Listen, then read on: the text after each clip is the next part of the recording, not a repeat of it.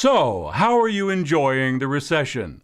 While you and I are hitting bottom financially, the government seems to have nothing better to do than find 100 new ways to take more of our money.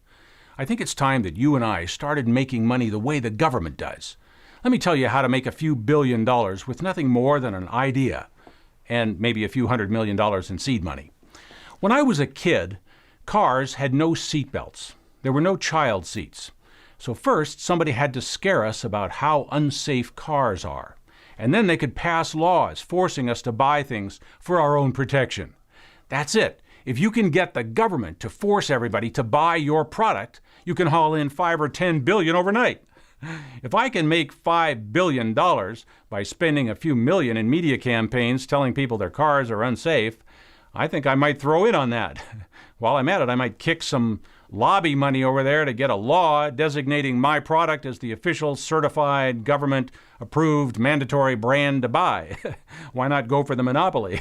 The way I see it, you're not really selling until you've got the power of government selling for you. There are tons of ways to do this. Start up a little pharmaceutical company. Make sure you have a drug that the government will force everyone to buy. Let's see, that would be vaccinations, of course.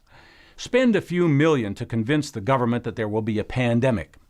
Now it gets a little tricky. It wouldn't hurt if some special little germs accidentally on purpose slipped out of your laboratories and made a few people sick. I'm not telling you to do that, but I'm just saying if nobody dies, some stupid idiot is likely to say, well, why do I need this vaccination? You don't want that to happen.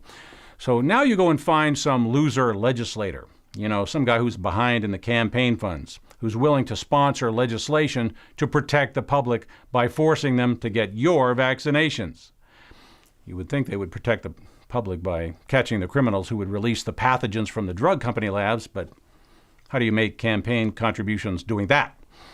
You don't have to worry about anything here. No one in Congress will ever vote against your vaccinations, because if they did, your drug company would send out a press release saying they are endangering the public by failing to immunize.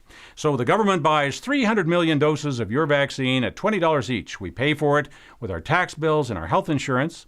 You take home $5 billion. Not bad for one flu season. I'm talking about wealth creation here. See if you can feel the rhythm of this. You start a little auto insurance company. Spend a few million to convince people it's not safe to drive unless you have insurance. Remember, scare, scare, scare. Slip a few million into Congress, and presto, the government forces everyone in the nation to buy your insurance. Cha-ching! I'm on a roll. How about this? You start up a little military services company. You grease the media and government to froth up about the threat of terrorism. Scare, scare. You convince some simple-minded president that there are weapons of mass destruction, and pow! You get a war that lasts longer than the simple-minded president's term. You take home $50 billion a year as long as you can get American soldiers and terrorists to act like they're fighting. The possibilities are endless. Start a little loan company and get some fool in Congress to promote subprime loans. Use your imagination. By now, I'm sure you have discovered the secret. Start a little business and get the government to force people to be your customers. Corporations sell things. Government can force people to buy things. What a perfect combination. Put those two together and it's called fascism. Using government authority to enforce corporate profiteering.